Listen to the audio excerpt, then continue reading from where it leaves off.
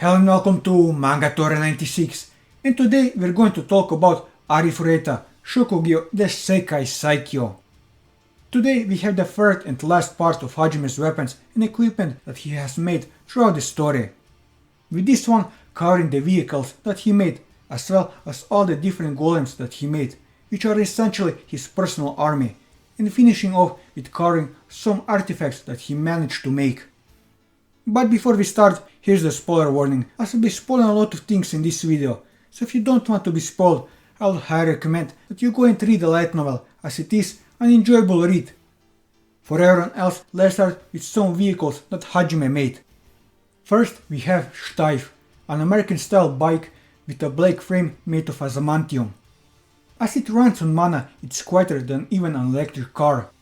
Speed is adjusted based on the amount of mana supplied to the engine, so it's much easier to learn and handle than the conventional bike. A special machine is attached to the bottom of Steiff which smooths out the ground before the wheels hit it, thus allowing for a smooth ride. The only drawback it has is that it needs direct mana manipulation to run, so only a limited number of people can use it. Then we have Breeze, resembling a hammer used in military and modeled after a pickup truck, painted in matte black. This armored vehicle with a thick adamantium armor plating and numerous weapons installed within its frame, like the rear turrets or insertable Gatling guns.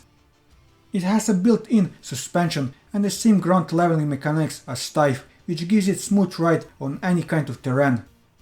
Similar to Steiff, it also runs on mana, and all the mechanics with are controlled through the manipulation of mana. The seat inside are two rows of bench seats with a capacity of around 6 people and has a sunroof on top of it. It contains two rear thrusters that are so powerful that they are only meant to be activated during an emergency. It is even equipped with 3 parachutes, one each on the front, back and roof, in case of situation where it is free falling in mid-air. It is also equipped with an air conditioner system and mini fridge. Like Steiff, it initially had the drawback of needing direct mana manipulation to run, so only a limited number of people can use it, but Hajime then increased magical circulation in order to allow more people to drive it. Then we have Breeze 2, which is a medium-sized bus that could transport a maximum of 20 people. The design was made to look similar to an armored car. Both of its sides have 20 Gatling guns and a total of 120 missiles each. The front and back side can display 55 caliber 120mm electromagnetic acceleration tank cannons Excalibur, and the bottom of the vehicle can release a maximum of 300 self-propelled explosives. Then we have Fenrir, an airship crafted primarily out of gravity rock and spirit stone. It was about 120 meters in length and possessed a multitude of features. From above, it vaguely resembles a mountain ray. The ship's bridge sat near the front of the craft, while the center served as a massive living room of sorts. There was also a residential quarter, and each of the rooms came furnished with its own kitchen and bathroom.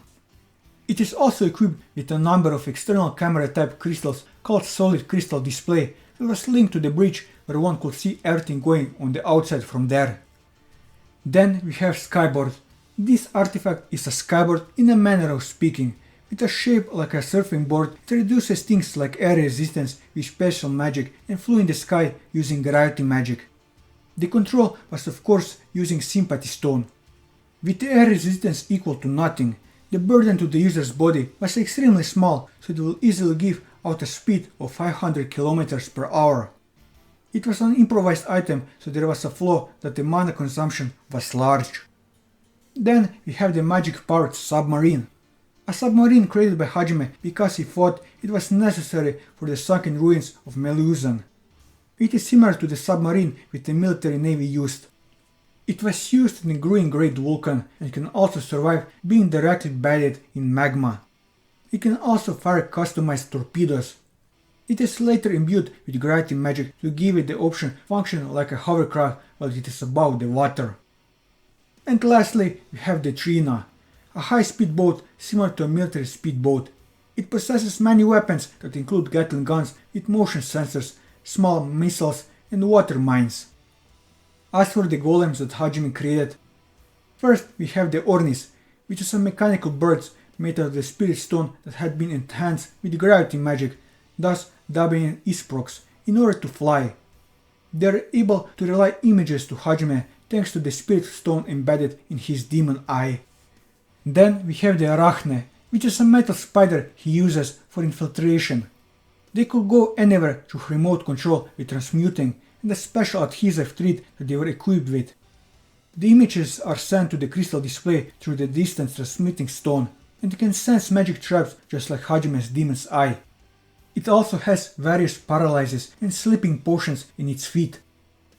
Then we have the Grim Reapers, Hajime's golem army that were designed to look like various animals from Earth. Their bodies were formed from minerals that were even harder than steel. Behind the sharp fangs were gun missiles, while cannons or missiles were normally attached on their backs or stomach. Their claws would vibrate in super speed, so anything that they touch would be torn apart. Then we have Namea, which is a lion-type Green Reaper that possesses jaws that are capable of biting off the target along with space itself. The Griffon, which is a flying-type Green Reapers, are capable of achieving great speeds in mid-air. It is equipped with an electromagnetic acceleration anti-object sniper cannon, a missile launcher and various other weapons. Then we have the Champion, which is a kangaroo-type Grim Reaper that specializes in hand-to-hand combat. Its punches are the same like a strike of mass of iron. Then we have the Grim Turtle, which is a turtle-type Grim Reaper that was mainly for base defense. It contains a fixed battery cannon, as well as an array of rockets and missiles throughout its short and stout huge body. It has the most firepower among the Grim Reapers. Then we have the Fresia. It is a humanoid Grim Reaper created by Hajime out of his desire to build a meat robot by reproducing what remained of the robotic body of the artificial intelligence Mother, and is a combat mate that serves as a rank 10 of the Floral Knights. Fresia appears as a beautiful woman with a well-featured face, pure white hair and crimson eyes. It is fitted with countless artifacts inside its body, which include a huge variable shield, Gatling guns, a pile bunker, a small solenoid convergence laser, missiles, a super vibration dead sight with a large caliber shotgun attached to it, flying all-range ordnance, etc. It is actually controlled by Hajime's Arachne golem Nemte, who is in reality the spirit of the Apostle Noint. Then we have Super Mildy G, which is a gigantic golem that Hajime built to replace the final boss golem in Milden Risen Labyrinth. It has 3 pairs of wings, 2 swords that emanate flames that is amplified by using evolution magic and then compressed with gravity magic, as well as both of them being able to combine together to form a large spear. Remote beat weapons equipped with a gate to repel enemy attacks and many other weapons. Whenever it's nearing defeat, it will activate the skill Limit Break and have its stats boosted by 3 times, while reducing its size and emanating crimson light particles for visual effects. Hajime was forced to destroy it at the behest of his wives, Kaori, Shizuko and Tio, after they were defeated by it in combat in an attempt to clear Milden's labyrinth and claim its ancient magic. Hajime, however, secretly repaired and upgraded it. It was now equipped with various forms of interchangeable armor that could be deployed from an orbit satellite. Its gigantic robot mode, for example, was labeled Mark 7, while its original body was Mark 5 and its slim body was Mark 6. Its forms of armor went all the way to Mark 20. It can either operate remotely or by a special controller. And lastly, we have the Demon Rangers, which were given to Mew, a group of 7 multi-limbed golems that Hajime created for Mew's use during the final battle against Echt and the Holy Church.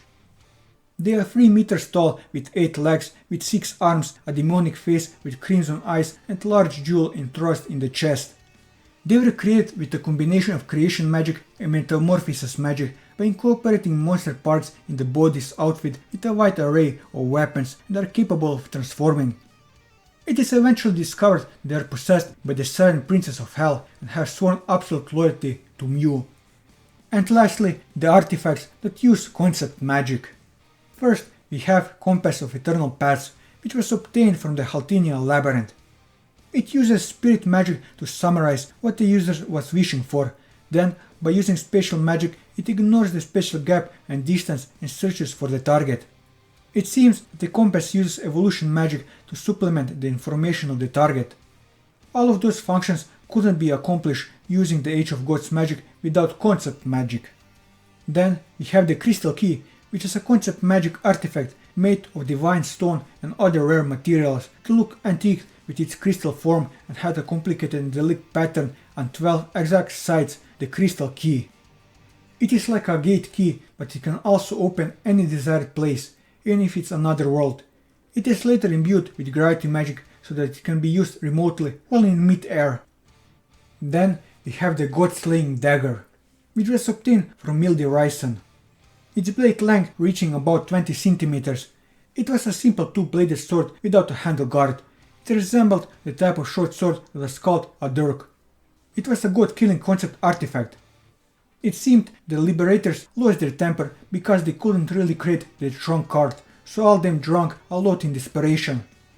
In the end, when they were all stone drunk, they opened a tournament to swear at Echt with foul language and the concept got created. Things like official stance or reasoning or mission, those kinds of ideal thoughts weren't included at all in the concept, only the feeling of die Echt, you shitty bastard, makes up the concept, so it won't affect anything else other than Echt. And lastly, Grasp Gloria, which is an artifact that Hajime created at the end of his travels in the Sky Dragon world. It is a perpetual motion machine that converts negative Sky Dragon energy to positive energy at an efficiency of 100%. The artifact is a pseudo-monarch dragon core that has an energy output that is even greater than the genuine article. It is made up of a mix of sky cores and regular dragon cores compressed to the absolute limit with a piece of divine stone at its center to solve the issue of low energy retention. The circulation performance was exceptionally increased with the use of evolution magic, so the negative energy could be quickly converted into positive energy. Through the use of gravity magic, a gravity field is generated in the inner core to prevent energy leaks, and special magic is enhanced on the outer shell to allow only positive energy to be extracted. The infinitely flowing energy that came out of the orb could not be utilized until Hajime discovered and gained access to the element arrangement equal conversion system that could convert star energy into any known form of energy in the factory world. By using the orb of Lutria to connect with the sacred tree in the factory world and using Grasp Gloria along with the hijacked energy conversion system, Hajime was able to completely restore the energy of a planet and gain access to a boundless supply of mana. With this, I covered everything that I wanted to cover on Hajime's weapons and equipment. And that'll be all for this video. If you like this video, leave a like, leave your thoughts in the comments below, or subscribe to the channel for more manga reviews and One Piece content. And until next time, take care.